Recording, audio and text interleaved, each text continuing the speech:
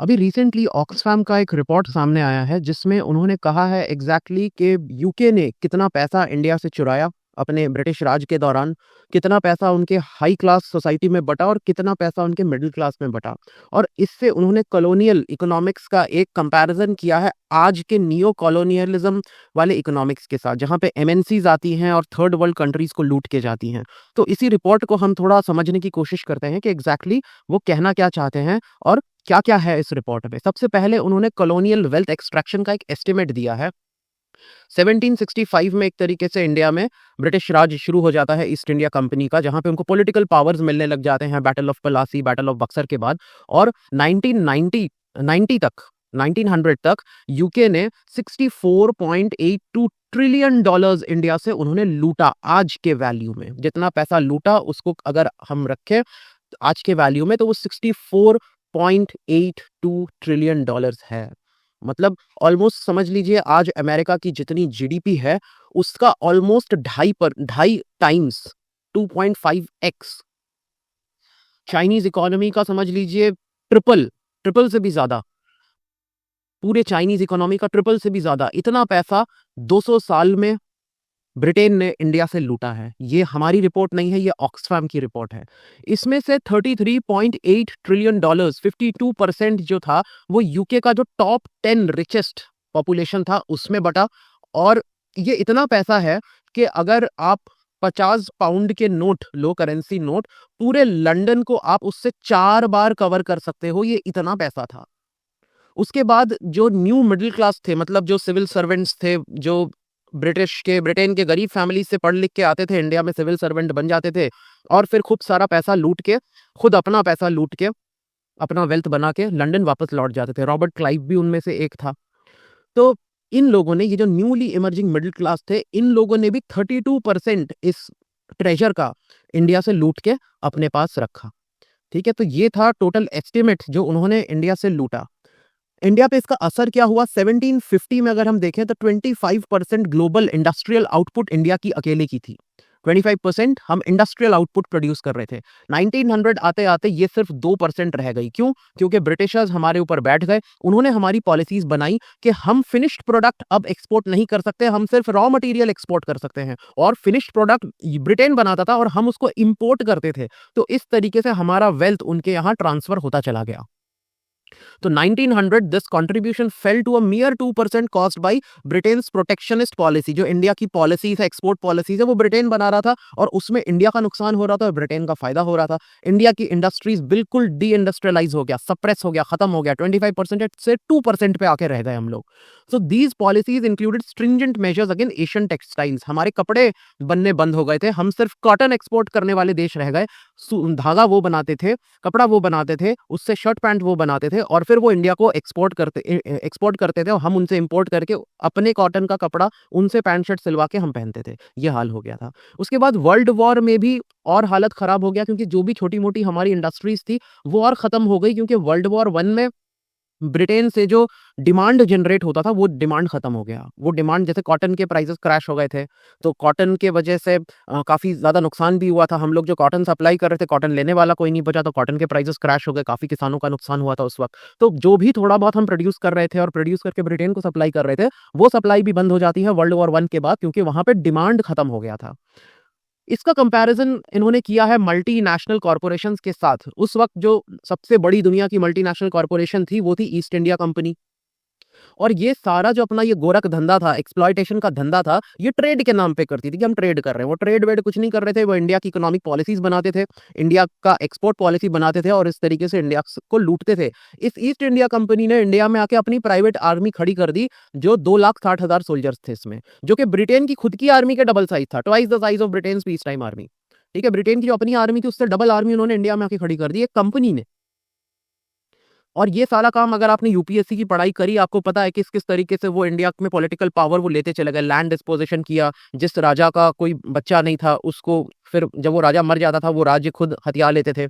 बहुत सारी पॉलिसीज थी उनके, उस तरीके से ये डिस्पोजिशन करते चले गए, मर्जर्स करते चले गए, एक्विजिशन अक्वायर करना शुरू कर दिया। जैसे अवध को अक्वायर किया था 1857 में, फिर 1857 का विद्रोह शुरू हो जाता है। तो इस तरीके से इन्होंने इंडिया में कॉलोनाइजेशन पूरा कंप्लीट कर लिया था।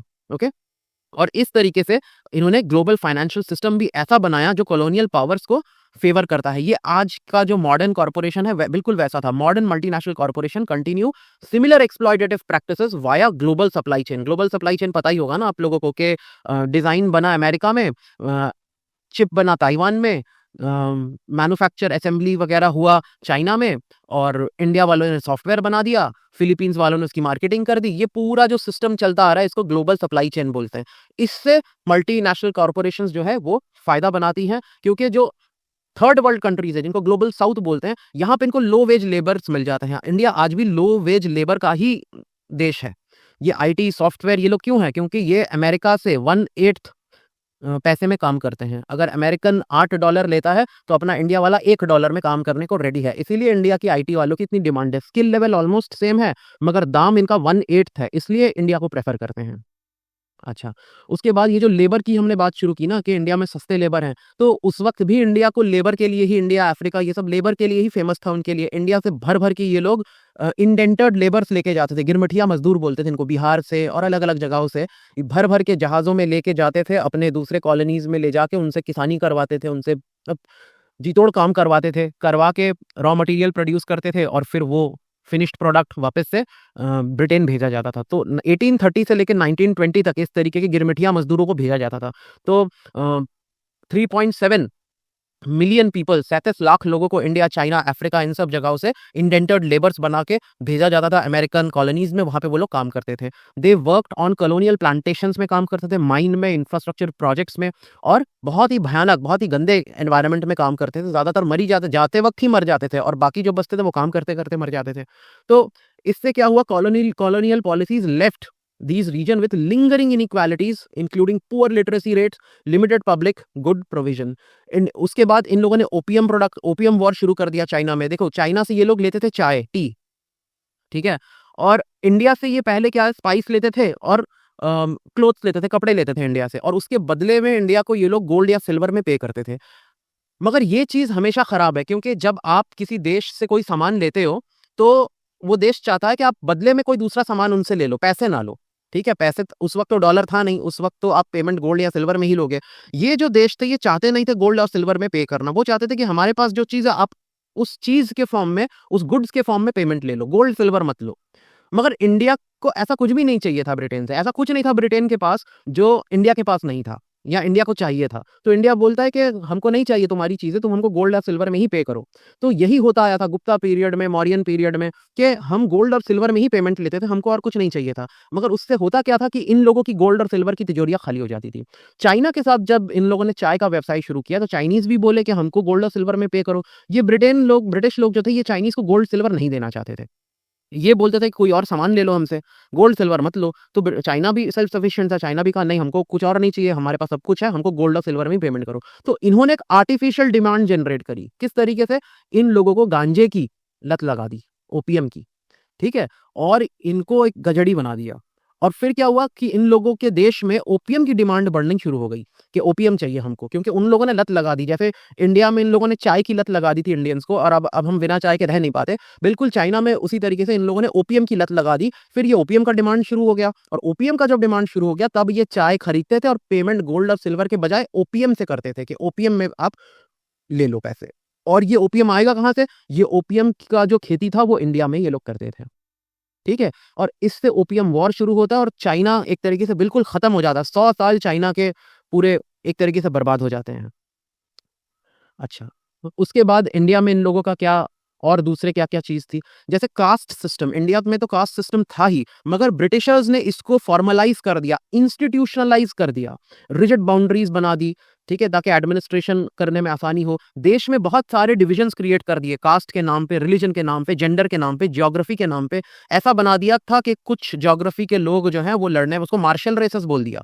जैसे पंजाबी लड़ने में अच्छा है तो वो मार्शल रेस, सिख लड़ने में अच्छा है वो मार्शल रेस, ठीक है? गुरखा लड़ने में अच्छा है वो मार्शल रेस। बाकी जो लोग थे उनको उन लोगों ने सिंपल लोग माना, वो मार्शल कैटेगरी में वो नहीं डालते थे। तो ये सब जो डिविजन्स थे उन्होंने क्रिएट कर दिए हमारी सोसाइटी में। The legacy of these divisions persists, आज भी है ये डिवीज़न, स्पेशली पाकिस्तान में अगर आप जाओ तो उन लोगों के मन में ये डिविज़न्स बहुत ज़्यादा हैं। उनको लगता है कि आज भी जो है वो मुस्लिम पंजाबी सोल्जर्स वो ज़्यादा अच्छे से लड़ सकते हैं compare to Hindu Indian soldiers, ठीक है? तो और इस वजह से 4 बार उनको पिटाई भी लग चुकी है, इसी गलतफ़हमी की वजह से। So the legacy of these division persist contributing to the inequalities observed in modern India.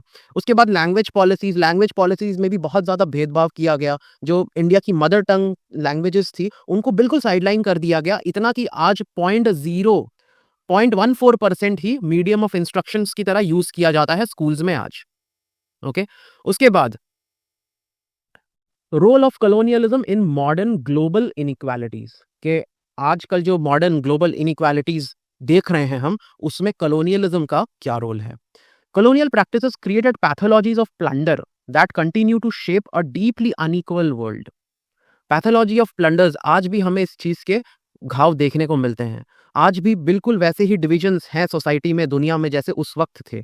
Global south आज भी चीप लेबर के लिए ही जाना जाता है कि ये चीप लेबर प्रोवाइड करते हैं ग्लोबल नॉर्थ को।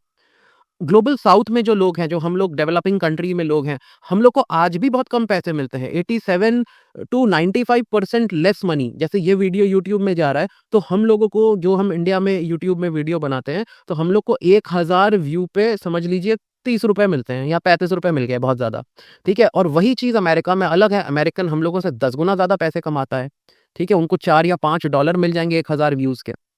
तो यहाँ पे हम देख सकते हैं ग्लोबल साउथ के साथ आज भी भेदभाव किया जाता है। ये हम एग्जाम्पल कोविड-19 से भी देख सकते हैं कि जो डब्ल्यूटीओ है, उन्होंने इंटेलेक्चुअल प्रॉपर्टी राइट्स जो हैं, जो दवाइयों की राइट्स है, उसको वेव ऑफ नहीं किया कि सस्ते में दवाई बना लेते हैं, इंडिया दवाई बनाने में एक्सपर्ट है, आपने जो नई-नई कोविड की दवाई बनाई है, उसका आईपी राइट्स जो है उसको वेव ऑफ कर दो, खाली कोविड के लिए, बाकी नहीं, बाकी दवाई आप रख लो। मगर कोविड की दवाइयों के का जो इंटेलेक्चुअल प्रॉपर्टी राइट्स है, उनको माफ़ कर दीजिए। वो दवाइयाँ हमको सस्ते में बना लेने दीजिए, क्योंकि पूरी दुनिया को इसकी ज़रूरत है। मगर फिर भी डब्ल्यूटीओ नहीं माना और लोगों को ग्लोबल साउथ में मरने दिया। तो ये भेदभाव जो है वो आज भी हम इसको देख सकते हैं। अच्छा, और क्या-क्या है? एनवायरमेंटल इश्यूज़ में भेदभाव है। जो आजकल हम लोग क्लाइमेट चेंज पे जो इश्यूज़ देख रहे हैं, जो ग्लोबल नॉर्थ है, जो डेवलपिंग कंट्रीज़ है, वो अपनी रिस्पॉन्सिबिलिटीज़ नहीं लेना चाहते हैं, वो भाग रहे हैं उससे। उन्होंने पूरे प्लैनेट को गंदा किया, एयर को पॉल्यूशन किया, ओज़ोन लेयर खा गए, हैं? कार्बन डाइऑक्साइड लेवल बढ़ गया, जो अर्थ का एवरेज टेम्परेचर है वो बढ़ गया, मगर भरपाई वो चाहते हैं कि डेवलपिंग कंट्री करे, वो उसकी भरपाई नहीं करने वाले। The fossil fuel exploitation starting during colonial era continues to drive the world towards climate breakdown. ये उनकी जिम्मेदारी थी, फॉसिल फ्यूल का सारा धंधा उन्होंने ही शुरू करा था। उसके बाद कॉलोनियल पावर्स जो आज हैं, मतलब उस वक्त थे, आज वेस्टर्न पावर्स हैं, ये बायो पायरेसी में भी माहिर थे। जैसे इंडिया में नीम हज़ारों सालों से यूज़ होता आया है, वहाँ पे एक बंदा WR ग्रेस पेटेंट किया उसने नीम ट्री का एक्सट्रैक्ट 94 में, कि उसका बनाया हुआ है। तुम कहा जाएगा भैया नीम तो तुम्हारे यहाँ होता भी नहीं था, इंडिया हज़ारों साल से नीम यूज़ कर रहा है, तुम उसको पेटेंट कर लोगे अपने नाम पे। तो ये केस 10 साल तक चला और फाइनली वो ये केस हार गया और इंडिया ये केस जीतता है, ठीक है? 10 साल का लीगल बैटल चला था ताकि वो नीम पे अपना पेटेंट ना ठोक दे। अरे नीम पे पेटेंट ठोकेगा तो मतलब आपके गाँव वाला जो नीम के दातून से दातून कर रहा है, वो भी इस बंदे से परमिशन लेके आपको आप अपने पेड़ से टहनी तोड़ के दातून कर सकते हो, ये हाल हो जाता, ठीक है? फिर मिलिट्री एक्सपेंडिचर अगर हम देखें, ईस्ट इंडिया कंपनी में जो पैसा वो इंडिया पे खर्च करते थे, 75% खर्चा तो अकेले वो आर्मी पे करते थे। बाकी जो बचता था वो इधर-उधर हम देख सकते हैं। जैसे 3% जो था, वही 3% से पब्लिक वर्क किया जाता था, इंफ्रास्ट्रक्चर, इरिगेशन उसी से मैनेज किया जाता था। एज़ अ रिजल्ट एक क्रम्पलिंग इंफ्रास्ट्रक्चर मिला, बेकार इरिगेशन सिस्टम मिला, जबकि अपने देशों में उसी वक़्त इन्होंने ज़बरदस्त डेवलपमेंट किया। अमेरिका उसी टाइम पे बना था ना, 1930s, 1940s, 1950s में अमेरिका के बड़े-बड़े इंफ्रास्ट्रक्चर प्रोजेक्ट्स बने थे और इंडिया में कोई इंफ्रास्ट्रक्चर नहीं था, क्योंकि सारा पैसा ये लोग मिलिट्री पे खर्च करते थे। और अपने इसी एक्सप्लॉयटेटिव पॉलिसीज़ की वजह से इन्होंने बहुत सारे मैन मेड फेमाइन्स क्रिएट किए इंडिया में, ड्राउट्स क्रिएट किए इंडिया में। ग्रेट बंगाल फेमाइन सबको पता है 1943 का, जिसने 30 लाख लोग मार दिए थे। ओके? अच्छा, उसके बाद grain import restriction raises policy versus the famine impact. हाँ, ये था कि जो सारा जो ग्रेन पैदा हुआ था उस वक़्त, पूरा यूके में भेज दिया गया था, यहाँ रिज़र्व के तौर पे रख दिया गया था, ताकि वर्ल्ड वॉर में उनको ज़रूरत पड़े और इंडियंस को खाना नहीं मिला था, इस वजह से वो मर गए थे। Colonial wealth and modern inequality. Significant portion of UK's current wealth can be traced to slavery and colonial compensation paid to enslaver. आज जो हम यूके का वेल्थ देखते हैं ना, उसका ओरिजिन स्लेवरी से है, जो यूएस में प्रैक्टिस किया जाता था, और इंडिया से जो कॉलोनियल उनको फ़ायदा मिला उससे उससे हम उसकी ओरिजिन ट्रेस कर सकते हैं। उसके बाद जब स्लेवरी बंद हो गई, तो जो कॉम्पेंसेशन था वो स्लेव्स को नहीं मिला बल्कि स्लेव ओनर्स को मिला। ठीक है? तो ये बहुत बड़ा एक अजीब-सी चीज़ हमें देखने को मिलती है। ठीक है? इंडिपेंडेंस के बाद भी ऑलमोस्ट इंडिया का स्ट्रक्चर वैसा ही रहा। वेल्थ के मामले में, पॉलिटिकल पावर के मामले में ग्लोबल साउथ अभी भी वैसा ही है कि अमीर आदमी जो है वो कॉन्सन्ट्रेटेड रहता है अपने ही सर्कल में, एलीट सर्कल में, अपने ही बिल्डिंगों में, अपने बाउंड्री वॉल के अंदर। उनकी स्कूल्स भी अलग, उनके रहने की जो रेसिडेंशियल एरिया है वो भी अलग। वो अपने-अपने पॉकेट्स में रहते हैं। ठीक है? और सब कुछ गरीबों से अलग। उनका गोल्फ कोर्सेज़ अलग, यहाँ पे गरीब घुस नहीं सकता, मिडल क्लास भी घुस नहीं सकता। गेटेड कम्युनिटीज़ होती हैं जहाँ पे आप चाहे भी तो नहीं झाँक सकते हैं। हाँ, जब इनको अपना मार्केटिंग करना होता है, अपना प्रचार करना होता है, तब वो दर्शन देते हैं। ठीक है? पापाराज़ीज़ को बुलाते हैं और अपनी-अपनी दर्शन देते हैं। अदरवाइज़ ये अपना सेक्लूडेड रहते हैं, बिल्कुल। तो colonialism institutionalized system of exploitation leaving countries with vast disparities in wealth distribution। आखिरी पॉइंट इसका देख लेते हैं कि वर्ल्ड बैंक भी किस तरीके से आज का जो नियो कॉलोनियलिज्म है, इसको सपोर्ट करता है।